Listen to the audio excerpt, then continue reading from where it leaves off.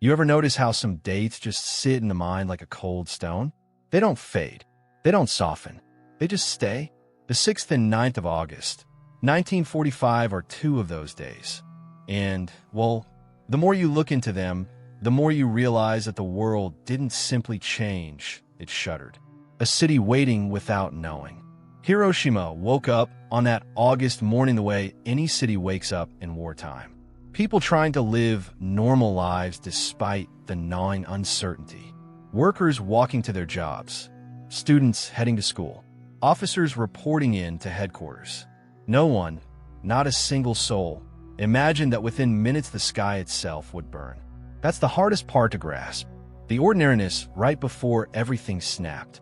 The Americans selected Hiroshima for a reason. A big one. That city wasn't just another dot on the map.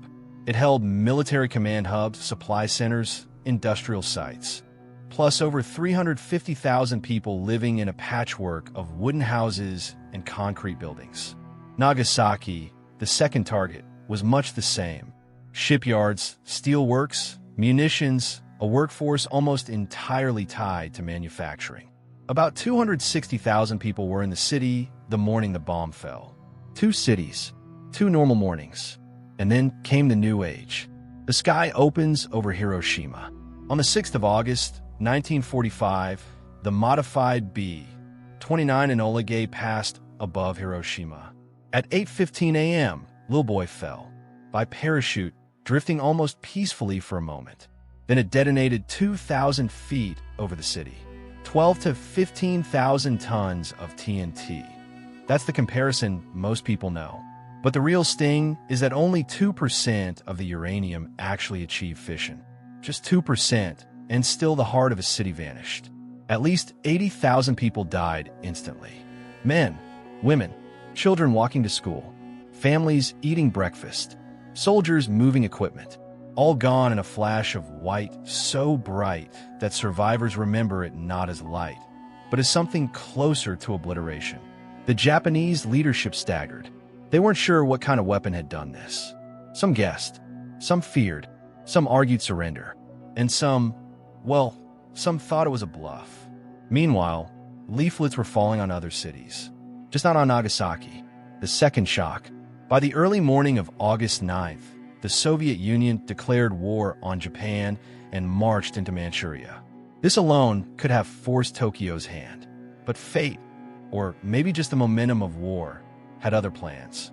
The B-29 boxcar carried Fat Man toward Nagasaki.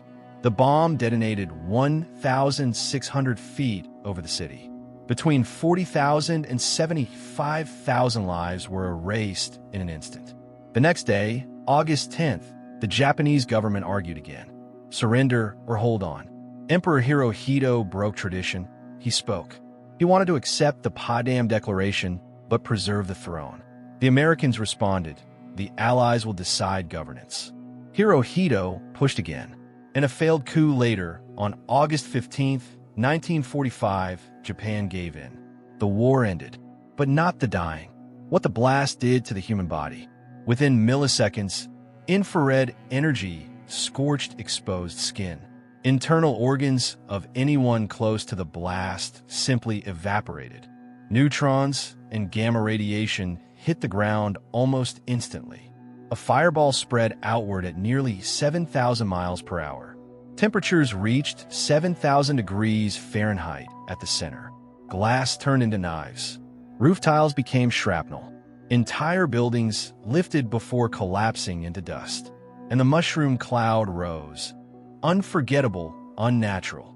Between Hiroshima and Nagasaki, about 150,000 people died immediately.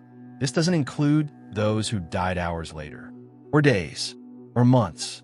What made the horror sharper was the absence of help. Around 90% of Hiroshima's doctors were killed or injured. Only 3 of the city's 45 hospitals remained functional. Every wound, every burn, every cry for help meant almost nothing in return. And the slow deaths began. Radiation, the invisible executioner. By the 4th day, doctors noticed strange things. People who seemed stable began bleeding from the smallest cuts. Purple spots, vomit the color of mud, hair falling out in tufts, skin peeling in sheets, necrosis creeping through limbs. They didn't know the word radiation sickness. Not yet. Many survivors quenched their thirst in rivers contaminated with radioactive debris. Others tried to drink the oily black rain, thinking it might cool their burning throats. They didn't realize that the rain carried the vaporized remains of homes, of soil, of people. Patterns from clothing were burned into skin permanently. Wristwatches became branding irons. One glance at the flash could blind a person instantly. Others lost vision slowly, developing cataracts in the years that followed. And then came the images that still haunt history, the so-called ant-walking alligator people. Most of those accounts came from a discredited book, but the core truth remains. Many victims endured burns so severe their skin darkened, tightened, and cracked like reptile hide. Many were unrecognizable, staggering through the ruins in total silence or low murmurs, too damaged to scream. Some carried children who had already died. The toll in the months that followed. From 2 to 4 months after the bombings, radiation and burn complications killed 90,000 to 146,000 more people in Hiroshima and 39,000 to 80,000 in Nagasaki. Hunger, infections, untreated wounds, everything that could kill did. Many forced Korean laborers also died in both cities, though no one knows the exact count.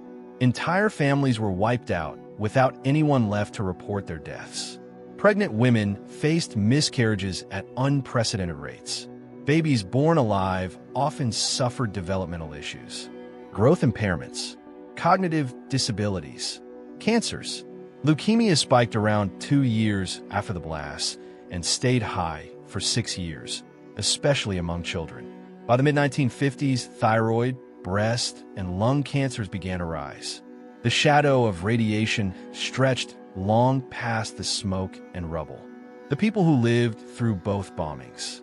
Then there were the unlucky or oddly lucky survivors who experienced both bombs. The first recognized dual survivor was Tsutomu Yamaguchi, a worker for Mitsubishi Heavy Industries. He was in Hiroshima on business and survived burns to the left side of his body. Then he returned home to Nagasaki, went back to work on August 9th, and survived the second bomb as well. He lived to 93. Stories like his are rare, almost unbelievable, and yet they are woven into the memory of that week. How the memory echoes through the decades. Only 2 nuclear bombs have ever been used on populated cities. Hiroshima and Nagasaki remain the sole examples of what atomic war really is. Not theory, not strategy, not a geopolitical equation, but people, thousands at once, dying in ways that defy imagination. In the decades after, the world built even stronger bombs, bigger blasts, deadlier tools. Several countries now hold the power to erase entire regions in minutes. During the Cold War, that fear never really slept. Now, well, the threat feels distant at times, and then frighteningly close at others. But the truth is always the same. Hiroshima and Nagasaki show exactly what happens when the line is crossed. No speculation needed. No Gisborg. We've already seen it. And the question that lingers, the one no one likes to say out loud, is simple. If humanity ever stumbles again, will those 2 cities remain the only ones?